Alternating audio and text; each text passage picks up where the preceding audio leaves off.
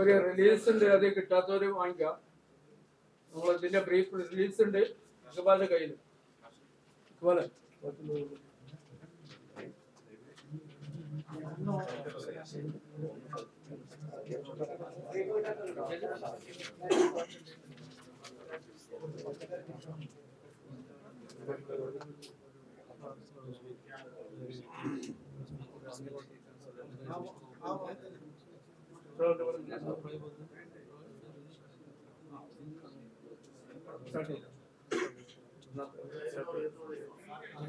Start ചെയ്യാട്ടാ.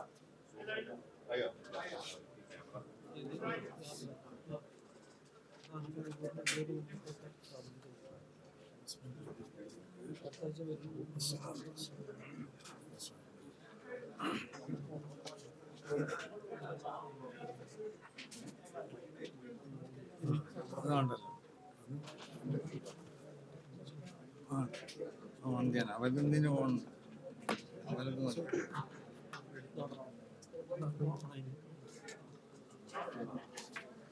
പറയട്ടെ.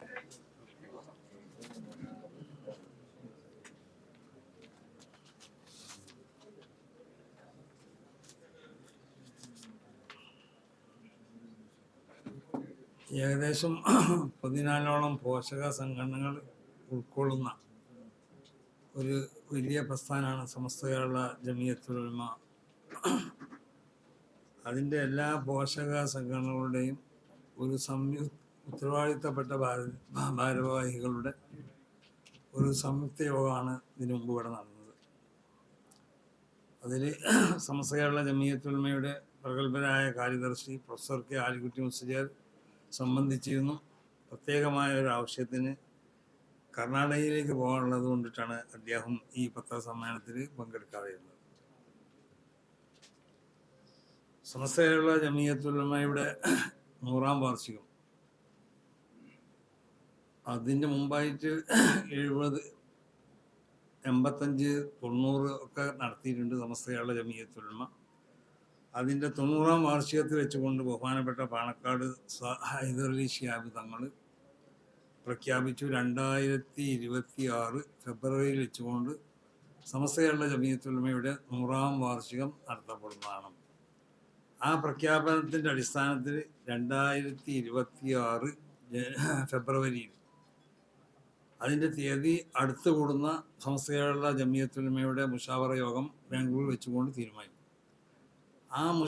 അതിൻ്റെ ഒരു ഉദ്ഘാടന സമ്മേളനം ബാംഗ്ലൂരിൽ വെച്ചുകൊണ്ട് ഈ ജനുവരി 28-ാം തീയതി വിപുലമായ പരിപാടികളോടുകൂടി നടത്തപ്പെടുകയാണ്. ഏകദേശം 1,00,000-ലധികം പേർ ആ സമ്മേളനത്തിൽ പങ്കെടുക്കും. ബാംഗ്ലൂരിലെ ഏറ്റവും പ്രധാനപ്പെട്ട 2 ഗ്രൗണ്ടുകളാണ് അതിനു വേണ്ടി ബുക്ക് ചെയ്തിട്ടുള്ളത്. ഒന്ന് പാലസ് ഗ്രൗണ്ടും മറ്റൊന്ന് ഖുദ്ദൂസ് ഗ്രൗണ്ടും. സ്വസംഘം പ്രവർത്തനങ്ങൾ ഈ കഴിഞ്ഞ ഇവിടെ നടന്ന യോഗം അവലോകനം ചെയ്തു. സമ്മേളനം വിജയിപ്പിക്കാൻ പോഷക സംഘടനകൾ അവരുടെ അടുത്ത തീയതികളിലായി കൊണ്ടിട്ട് അതിൻ്റെ യോഗങ്ങൾ അവർ നടത്തും. 2024 ജനുവരി 19 വെള്ളിയാഴ്ച ജുമാ നമസ്കാരത്തിന് ശേഷം എല്ലാ ജുമാഅത്ത് പള്ളിയിലും ആ നാട്ടിലുള്ള എല്ലാ ജനങ്ങളെയും പങ്കെടുപ്പിച്ചുകൊണ്ട് അവിടെ മറവിട്ട് കിടക്കുന്നതായ സമസ്ത കേരള ജമിയത്തുൽ ഉലമയുടെ നേതാക്കന്മാർ, സമസ്ത കേരള ജമിയത്തുൽ ഉലമയുടെ പ്രവർത്തകർ, മറ്റവിടെ മറവിട്ട് കിടക്കുന്ന മോമിനീങ്ങളും മോമിനാത്തുകളാവുന്ന ആളുകൾക്ക് വേണ്ടിയുള്ള ഒരു പ്രധാനപ്പെട്ട സിയാറത്ത് നടക്കും. അന്ന് ആ ദിവസം തന്നെ പതാക ദിനവും നടത്തപ്പെടുന്നതാണ്. പിന്നെ പ്രചരണത്തിന് വേണ്ടി വരക്കൽ നിന്ന് സമസ്ത കേരള ജമിയത്തുൽ ഉലമയുടെ ഫ്ലാഗ് ഓഫ് ചെയ്ത് ബാംഗ്ലൂരിലേക്ക് പുറപ്പെടും. അതിന് ദിവസം നിശ്ചയിക്കപ്പെട്ടിട്ടില്ല. പിന്നെ മറ്റ് പ്രധാനപ്പെട്ട ഒരു കാര്യം എന്ന് പറഞ്ഞാൽ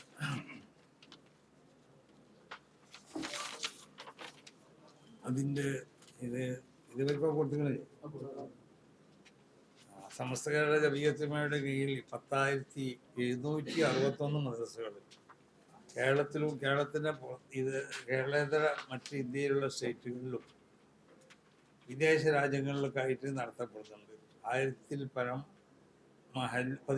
പരം മഹല്ലുകൾ സമസ്ത കേരള ജമിയത്തുലമയിൽ രജിസ്റ്റർ ചെയ്യപ്പെട്ടതായിട്ട് ഈ കേരളത്തിലുണ്ട്.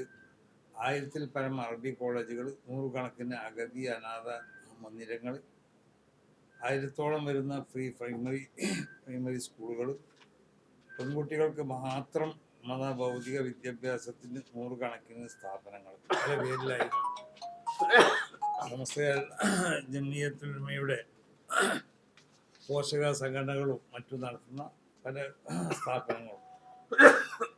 പിന്നെ അതിനെല്ലാം പുറമെ എഞ്ചിനീയറിംഗ് കോളേജ് ഉൾപ്പെടെ വിവിധ സ്ഥാപനങ്ങൾ സമസ്ത കേരള ജമിയത്തുലമയുടെ കീഴിലായിക്കൊണ്ട് നടത്തപ്പെടുന്നു. സമസ്തയുടെ വിദ്യാഭ്യാസ സംവിധാനം അത് ലോക മാതൃകയാണ്. പ്രത്യേകിച്ച് ഈ 100ാം വാർഷികത്തിൻ്റെ ഒരു ഉപഹാരം എന്ന നിലയ്ക്ക് സമസ്ത കേരള ജമിയത്തുലമ പ്രത്യേകമായും കൊണ്ട് ആവിഷ്കരിച്ച് നടത്തപ്പെടുന്ന SNIC എന്ന് പറഞ്ഞ ഒരു വിദ്യാഭ്യാസ അതിൻ്റെ ഒരു പദ്ധതിയുണ്ട്. അതിൻ്റെ പിന്നിലായും കൊണ്ട് പല സ്കീമുകളുണ്ട്.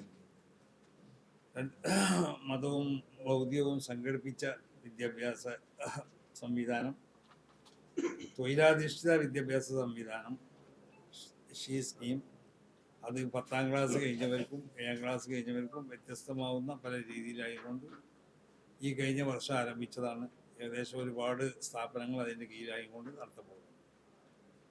100ാം വാർഷിക പ്രഖ്യാപനം ഞാൻ ആദ്യം പറഞ്ഞത് 2026 ജനുവരി നടക്കുന്ന 100ാം വാർഷിക മഹാസമ്മേളനത്തിൻ്റെ ഉദ്ഘാടന സമ്മേളനമാണ് ബാംഗ്ലൂർ വെച്ചുകൊണ്ട് നടത്തപ്പെടുന്നത്.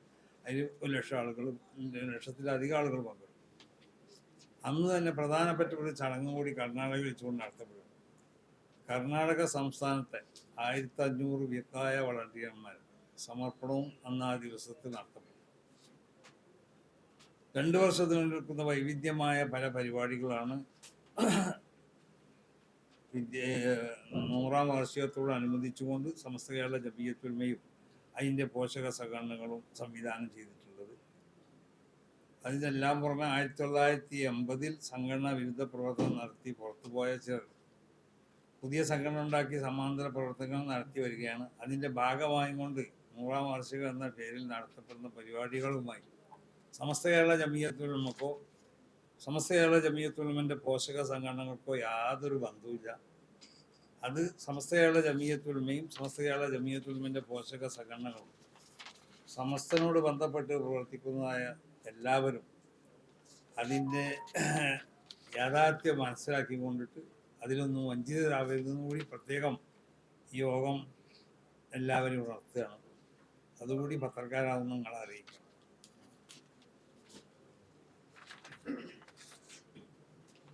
ദാറുൽ ഇസ്ലാമിക് യൂണിവേഴ്സിറ്റി സമസ്തയുടെ കീഴ്ഘടകമായ കുഞ്ഞിമാല ഫെഡറേഷൻ്റെ മലപ്പുറം ജില്ലാ കമ്മിറ്റി കീഴിൽ നടക്കുന്നതാണ്. 10,700-ലധികം വിദ്യാർത്ഥികൾ ഇന്ത്യയുടെ വിവിധ ഭാഗങ്ങളായി കീഴിൽ പഠിക്കുന്നുണ്ട്. സമന്വിത വിദ്യാഭ്യാസമാണ്.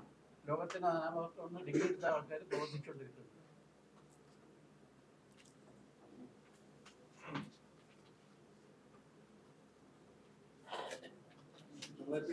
വിഭാഗം പരിപാടികൾ നടത്തുന്നുണ്ട്. ഞങ്ങൾക്കൊരു ബന്ധമില്ല. വിരോധം എന്ന് പറഞ്ഞാൽ സ്വാഭാവികമായിട്ട് വിരോധം ഉണ്ടാവുമല്ലോ. ഞങ്ങളല്ല നടത്തേണ്ടവർ. ഇനി വേറെ നടത്തുമ്പോൾ സ്വാഭാവികമായിട്ട് വിരോധം ഉണ്ടാവുമല്ലോ. പക്ഷെ ഇവിടെ സ്വന്തം ഇന്ത്യയിൽ ആർക്കും എന്തും നടത്താമല്ലോ.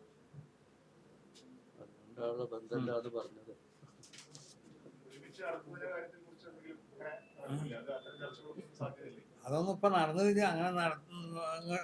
അങ്ങനെയൊക്കെ നടക്കണമെങ്കിൽ ഒന്നിച്ച് നടത്താം. അത് വേറെ സംഗതി. ഇപ്പോഴുള്ളതല്ലല്ലോ.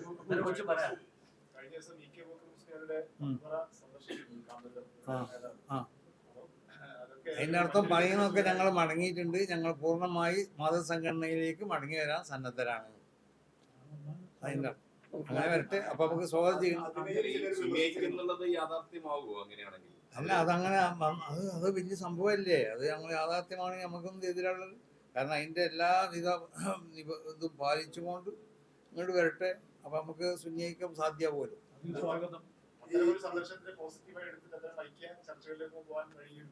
എങ്ങനെ കാന്തപുരത്തിന്റെ ആ സന്ദർശനം പോസിറ്റീവായി എടുത്തൊരു ഐക്യ നീക്കത്തിലേക്കോ അല്ലെങ്കിൽ ഈ 100-ാം വാർഷിക സമയത്ത് അത്തരമൊരു നീക്കത്തിനും സാധ്യതയില്ല. അല്ല, അത് സാധ്യമൊന്നും തള്ളിക്കളയാൻ പറ്റൂലല്ലോ. അതിന് ശ്രമിക്കാം, നമുക്ക് എല്ലാവരും ശ്രമിക്കട്ടെ. അല്ല, അത് ആർക്കും അവിടെ വരാലോ, അതെന്തിനു വിമർശിക്കരുത്? ഞങ്ങൾ വിമർശിച്ചിട്ടില്ലല്ലോ. നമ്മളവരെ ആരും അവിടെ എല്ലാവർക്കും വരാൻ പറ്റുന്നതാണ്. അവിടെ ഈ ഉസ്താദിന്റെ ഖബറ്, പരക്കൽ മുല്ലക്കോയ തങ്ങളുടെ ഖബറ്, അവരെ പാപ്പാന്റെ ഖബറ്, വലിയ മഹാന്മാർക്കുള്ള ഖബറുകളൊക്കെ ഉണ്ട്. അവിടെ വന്ന് സന്ദർശിക്കുക എല്ലാവർക്കും എപ്പോഴും. ഞങ്ങൾ അങ്ങനെ ഞങ്ങൾ തടുക്കൂല സന്ദർശിക്കാൻ വരുന്നവർ. സമസ്ത ഒരു വിലങ്ങും ആർക്കും ഏർപ്പെടുത്തിയിരിച്ചാൽ എങ്ങനെ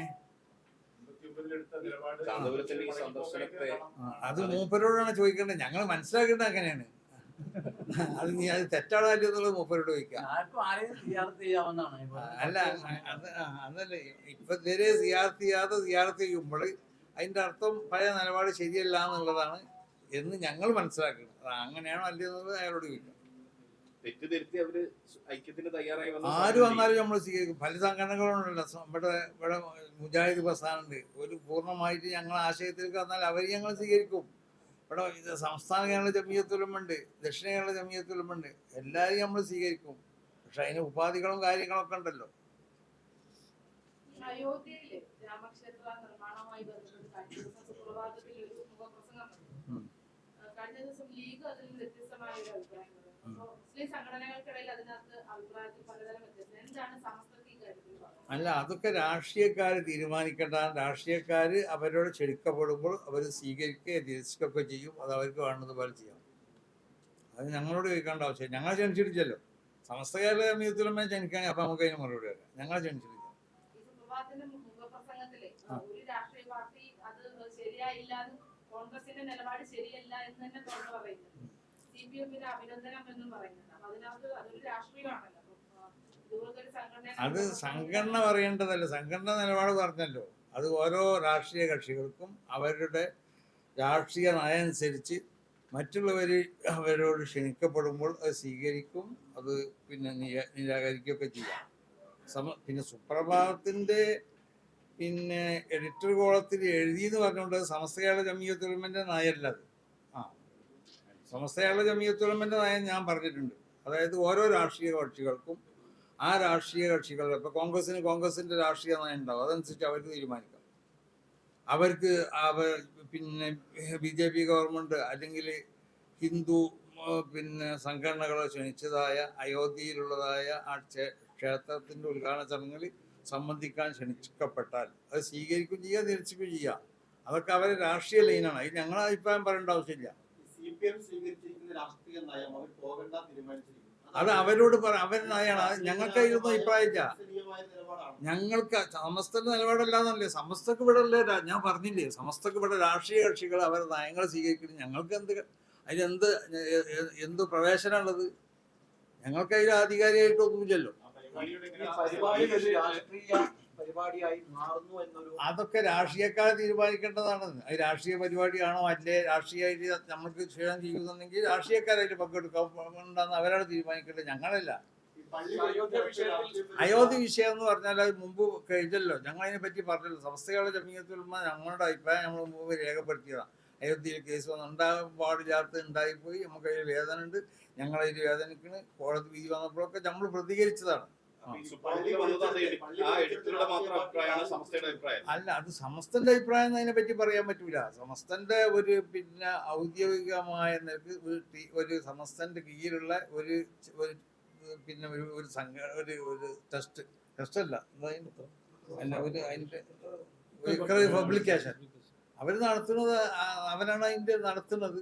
സമസ്തകളുടെ ജമിയത്തുലമയുടെ പത്രം തന്നെയാണത്. പക്ഷെ ഈ എഡിറ്റർ കോളത്തിൽ വന്നതൊക്കെ സമസ്തകളുടെ ജമിയത്തുലമയുടെ അഭിപ്രായം എന്ന് പറയാൻ പറ്റൂല. സമസ്തകളുടെ ജമിയത്തുലമയുടെ അഭിപ്രായം ഞങ്ങൾ സമസ്തകളുടെ ജമിയത്തുലമയുടെ ഉത്തരവാദിത്തപ്പെട്ട ആളുകളല്ലേ പറയേണ്ടത്. നമ്മൾ പറഞ്ഞു ഏത് നയത്തിൽ? അയോധ്യയിൽ എന്താ നമ്മൾ നയം പറയാനൊന്നും. അയോധ്യയിൽ നിന്നപ്പോ ഇവിടെ പലരും പല ക്ഷേത്രങ്ങൾ ഉണ്ടാക്കുന്നു, ക്ഷേത്രം ഉദ്ഘാടനം ചെയ്യപ്പെടുന്നു. ഇതൊക്കെ നമ്മൾ ഇവിടെ ഇന്ത്യ രാജ്യത്തിലെത്തി. അവിടെ അതിനെന്ത്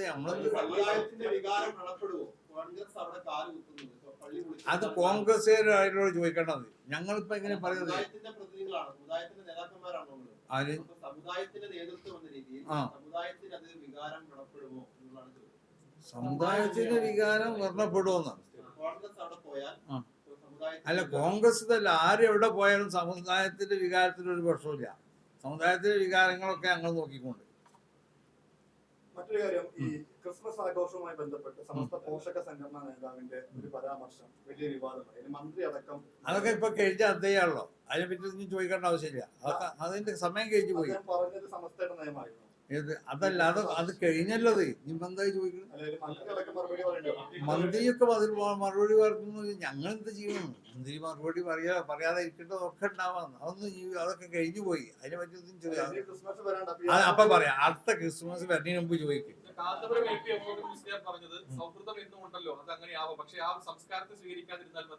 അത് ഞങ്ങൾ ഇനി അടുത്ത ക്രിസ്മസ് ഇപ്പൊ പറയുന്നത്.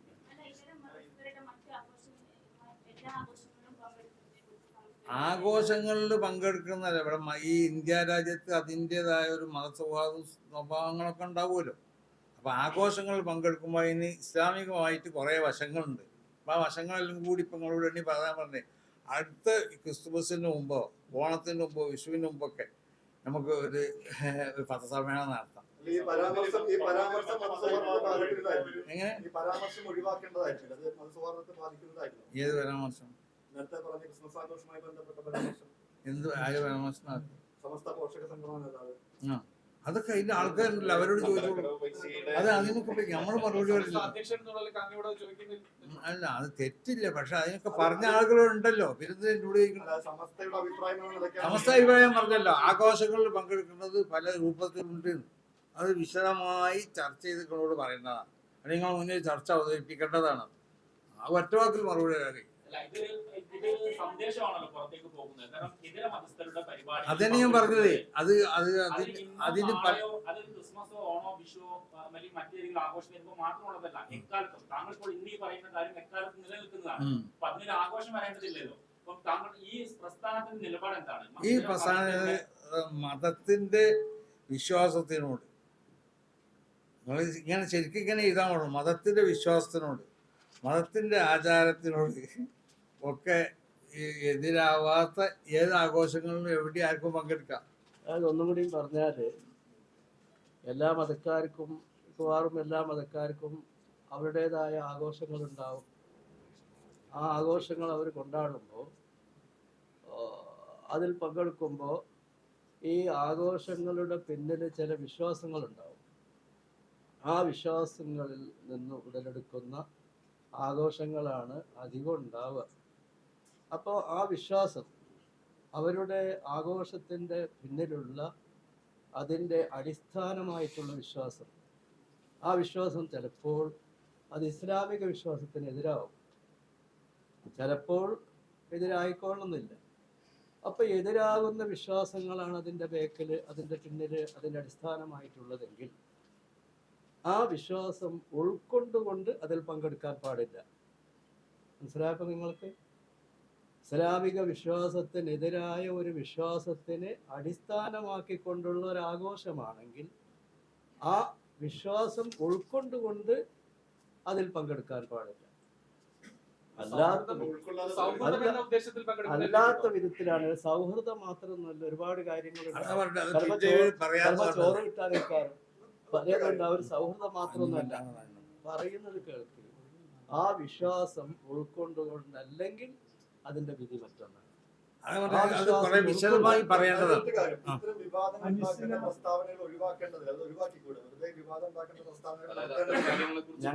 അല്ല, വിവാദം ഉണ്ടാക്കുന്ന പ്രസ്താവന ഉണ്ടാവണല്ലോ. എന്നാൽ നിങ്ങൾക്ക് ഇതാണ്ടോ ഒഴിവാക്കണം എന്ന് പറഞ്ഞല്ലേ? അത് നടക്കട്ടെ. അല്ല, അങ്ങനല്ല. അല്ല, അതങ്ങനല്ല. അത് ഇപ്പൊ അത് ഞമ്മൾക്ക് പറഞ്ഞു. അതങ്ങനെ ഒറ്റ വാക്കിൽ അങ്ങനെ പറഞ്ഞു ഉസ്താദ് പറഞ്ഞാൽ വിശദീകരിക്കാൻ പോവാണ്. പല വിഷയങ്ങളുണ്ട് അതിന് പിന്നിൽ തന്നെ. അപ്പൊ അതുകൊണ്ട് അത് മതസൗഹാർദ്ദം ഒന്ന് വേറെ, മതത്തിന്റെ ആഘോഷങ്ങളിൽ പങ്കെടുക്കൽ മറ്റൊന്ന്. ആഘോഷങ്ങളിൽ പങ്കെടുക്കുമ്പോൾ അതൊരു മതത്തിന്റെ വിശ്വാസം എന്നുള്ള വിശ്വാസത്തോടു കൂടി അതിന് ഭാഗവക്കാവുമ്പോൾ രണ്ട് വകുപ്പുണ്ട് എനിക്ക്. അപ്പൊ അതൊക്കെ അല്ലെങ്കിൽ വേറെ വകുപ്പുണ്ട്. ഇതെല്ലാം കൂടി ഇപ്പൊ വിശദീകരിച്ച് പറയേണ്ട സമയമല്ല. അപ്പൊ അതുകൊണ്ട് പിന്നെ പറയാം. ചുരുക്കത്തിൽ പറഞ്ഞാല് അങ്ങനെയൊന്നും പറയണ്ട. ഒരു മുസൽമാനെ സംബന്ധിച്ചിടത്തോളം ഇസ്ലാം മത വിശ്വാസത്തിനെതിരായ മറ്റൊരു വിശ്വാസം അവനിക്ക് ഉൾക്കൊള്ളാൻ പറ്റൂല. ഏത് കൂട്ടർക്കും അങ്ങനെ തന്നെയാണ്. അതിലെല്ലാം ഉൾപ്പെട്ടിട്ടുണ്ട്. അല്ല അതല്ല, അത് മറ്റു വിശ്വാസക്കാർക്കും അങ്ങനെ തന്നെയാണ്. ഇത്രയും സുപ്രധാനമായ വിഷയത്തിൽ ഇങ്ങനെ ഇത്രയും ലാഘവത്തോടൊരു പരാമർശം നടത്തുന്നത് ഒഴിവാക്കാമായിരുന്നില്ല, അത് ഒഴിവാക്കേണ്ടതായിരുന്നു. അല്ല, പരാമർശങ്ങൾ ഇവിടെ ഇങ്ങനെ നടക്കണമല്ലോ. അപ്പൊ നിങ്ങളൊക്കെ പിന്നെ പണി ഉണ്ടാവില്ലല്ലോ. താങ്കൾ പറഞ്ഞ പോലെ മതവിശ്വാസത്തിനെതിരാകാത്ത ആഘോഷത്തിൽ അല്ല, അങ്ങനെ ഒറ്റ വാക്കിൽ പറയാൻ പറ്റില്ല കുട്ടിയത്. അതുകൊണ്ടാണ് നിങ്ങൾ അങ്ങനെ എഴുതിക്കളോ. അത് അതാണ്, അങ്ങനെ ഒറ്റ വാക്കിൽ പറയാൻ പറ്റിയതല്ല, എഴുതാൻ പറ്റിയതുമല്ല.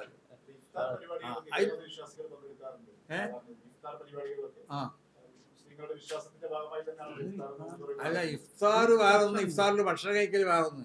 ഇഫ്താർ എന്ന് പറഞ്ഞാൽ എന്താണെന്നറിയോ? അത് നോമ്പ് തുറക്കണ എന്തെങ്കിലും കാരൊക്കെ വെള്ളം കുടിച്ച് തുറക്കുക എന്നുള്ളതാണ്. അത് വേറൊന്ന്. പിന്നെ അവിടെ ഭക്ഷണം കഴിക്കുക എന്നുള്ളത് വേറൊന്ന്. രണ്ടും രണ്ടല്ലേ? അല്ലാതെ ഞാൻ പറഞ്ഞല്ലോ കുട്ടിയെ, ഇതിനൊക്കെ ഒരു ആഘോഷം വേറെ, ഇഫ്താർ വേറെ.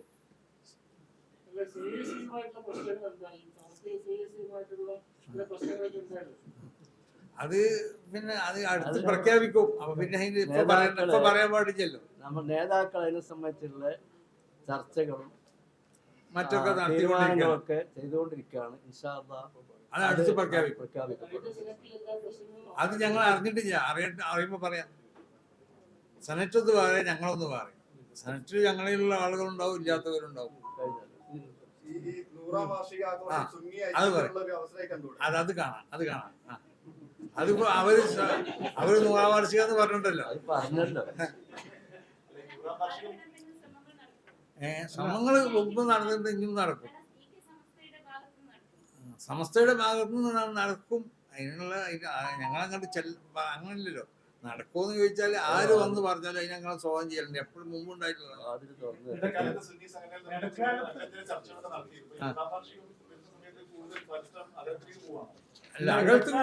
ഇടക്കാലത്ത് തുടങ്ങിയ ഒരു സംഘടന 100ാം വാർഷികം എന്ന് പറയുന്നേരം തന്നെ ഇതിനോട് അവർക്ക് പ്രത്യേക താല്പര്യം ഇല്ലെന്നല്ലേ, യോജിച്ചു പോകാൻ താല്പര്യം ഇല്ലെന്നല്ലേ അതിന്റെ അർത്ഥം? അല്ല, അതൊന്നും നമ്മൾ പറഞ്ഞില്ല. ചിലപ്പോ ഇതിന്റെ ഒരു പ്രചാരണം നിലക്ക് ചെയ്തതാവാം. ശരി. അപ്പൊ ഐക്യത്തിന്റെ വാതിലുകളൊന്നും ഞങ്ങൾ അടക്കണില്ല. ഐക്യത്തിന് ഞങ്ങൾ തയ്യാറാണ്. അതിപ്പോ പറയണു. ഏത് അതൊന്നും ഞങ്ങൾ പറയണില്ല. അത് അപ്പൊ നിർത്തിവെക്കേണ്ടി വരും. ചർച്ച വരുമ്പോൾ അത് വേറെ കാര്യം. ഏതായാലും സമസ്ത 100ാം വാർഷികത്തിലുള്ള ഒരു പ്രചാരണം എന്ന നിലയിൽ അവര് ഗുണകരമാണെന്നാണ് അങ്ങനെ ഗുണകരമെന്നല്ലേ പറയേണ്ടത്, അല്ല എന്ന് പറയേണ്ടത്. അങ്ങനെയാണ് അവരുടെ ഉദ്ദേശമെങ്കിൽ അത് ഗുണകരമാണ്, സന്തോഷകരമാണ്. ഈ സംസ്ഥാനത്ത് കഴിഞ്ഞ ദിവസങ്ങളിലൊക്കെ നടന്ന കുറെ സംഘർഷങ്ങൾ അല്ലെങ്കിൽ കുറെ വാർത്തകൾ, ഇവിടെ നടന്ന കുറെ യാത്രകളൊക്കെ ശ്രദ്ധയിൽപ്പെട്ടിട്ടുണ്ടാവുന്ന വിചാരിക്കുന്നു. അതിന്റെ ഭാഗമായിട്ട് ഈ മാധ്യമപ്രവർത്തകർ വാർത്ത റിപ്പോർട്ട് ചെയ്യുന്ന ഘട്ടത്തിൽ മാധ്യമപ്രവർത്തകർക്കെതിരെ പോലീസ് കേസ് എടുക്കുന്ന നടപടി എങ്ങനെയാണ് നോക്കിക്കാണുന്നത്? അല്ല, അതൊക്കെ നമ്മളോടല്ലേ ചോദിക്കേണ്ടത്. അത് നിങ്ങൾ പോലീസിനോട് ചോദിക്കുക, ഗവൺമെന്റിനോട് ചോദിക്കുക, പോലീസ് മന്ത്രിനോട് ചോദിക്കുക. ഞങ്ങളിപ്പോ അതിലൊക്കെ എന്താ അഭിപ്രായം? നിസ്കാരം എത്ര ഒക്കെന്ന് വെച്ചാൽ ഞങ്ങൾക്ക് പറയാം. അത് 5 വേണം. അതിൽ ഊന്ന് വേണമെന്ന് വെച്ചാൽ വേണമെന്ന് അറിയാം. ഊന്നെങ്കിൽ എന്താ ചെയ്യണമെന്ന് വെച്ചാൽ തയമം ചെയ്യണമെന്ന് പറയാം. അതൊക്കെ അങ്ങനത്തെ കാര്യങ്ങളൊക്കെ.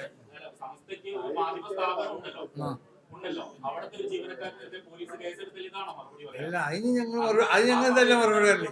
അതിന് ഞങ്ങൾ ശക്തമായി പ്രതിരോധിക്കും. അത് എല്ലാ മാധ്യമ സ്ഥാപനങ്ങളും ഞങ്ങളതിനെ കാണേണ്ടത്. അനാവശ്യമായ നിലക്ക്, അനീതിയായ നിലക്ക് ആരുമേലും കേസെടുക്കാൻ പാടില്ല. അത് ഇനി മാധ്യമ പ്രവർത്തകനാകണ്ടല്ലോ, ആരെ പേരിലും പറ്റൂലല്ലോ. അതിനിപ്പോ നമ്മളൊക്കെ ശബ്ദിക്കണ്ടേ? നമ്മൾ മാധ്യമക്കാരും ശബ്ദിക്കണമല്ലോ അതിനെതിരെ. എന്നായി കൊടുത്താൽ പിരിച്ചുവിടി. ശരി, താങ്ക് യു. നമുക്ക് സന്തോഷം.